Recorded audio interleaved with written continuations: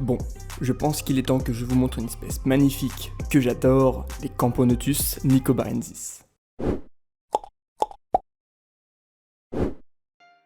Cette espèce, Camponotus nicobarensis, est une espèce originaire d'Asie du Sud-Est.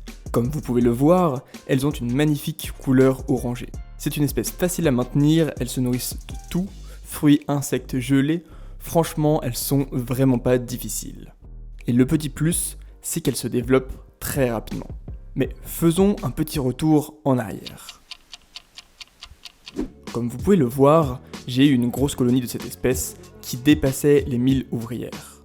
C'était franchement un vrai régal à observer, mais je peux aussi vous dire qu'elle mangeait vraiment beaucoup. C'était abusé. La colonie avait plusieurs années, malheureusement dû à des travaux à l'époque, les produits avaient tué cette colonie, malgré le fait que j'avais isolé la colonie dans une pièce et la pièce était aérée. Puis j'ai décidé de retenter l'expérience.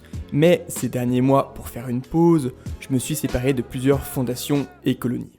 Mais me voilà de retour, et j'ai donc décidé de retenter l'expérience. Alors me voici avec une petite fondation de Camponotus nicobarensis polygyne, avec donc ici 2 reines que j'ai reçues il y a quelques jours. Bon, elles étaient les unes sur les autres, alors j'ai pas mal galéré à les filmer. Mais j'ai une petite technique, c'est de leur donner à manger. Et là, comme par magie, ça devient beaucoup plus facile à filmer. Me voilà obligé de trouver des astuces pour pouvoir les observer. Mais il se trouve que je ne vais pas les laisser dans ce tube à essai. Depuis 1 an ou 2, j'ai pu discuter un peu avec Aestheticants, un passionné de fourmis qui possède aussi une boutique. À l'époque, j'avais déjà suffisamment de nids, alors on se parlait juste comme ça.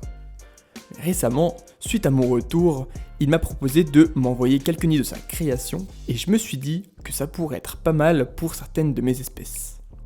Vous pourrez apercevoir les plus gros nids dans de futures vidéos, mais pour l'instant, je vais utiliser celui-ci pour cette fondation. Bon, ça va, c'est pas trop compliqué. Il suffit simplement de connecter le tube à essai à l'aire de chasse et le tour est joué. J'espère qu'avec cela, elles vont se développer super rapidement. Si vous vous souvenez bien, je vous ai dit que cette espèce bouffe beaucoup. Eh bien je pense qu'il est temps de les nourrir. Au menu, un peu de gelée dans leur nouveau nid. J'avoue avoir un peu la flemme, donc j'utilise une seringue qui me sert aussi à humidifier. Et là, en très peu de temps, voilà déjà des ouvrières qui viennent goûter. D'ailleurs, maintenant que vous connaissez ma technique, est-ce que ce ne serait pas le moment d'aller les observer? On a même un peu de chance, on peut voir une belle trophalaxie. Que ce soit une trophalaxie avec une ouvrière ou même avec l'autre gyne, tout le monde y passe. Un sacré festin comme on dit. Bon, et concernant le couvain, je le filmerai un autre jour parce que là, avec 2 reines confortablement installées dessus, je dois vous dire que j'ai pas du tout réussi à le filmer. De vraies merpoules. Bon, en tout cas, je vous donnerai rapidement des nouvelles parce que je pense que cette colonie va très vite évoluer.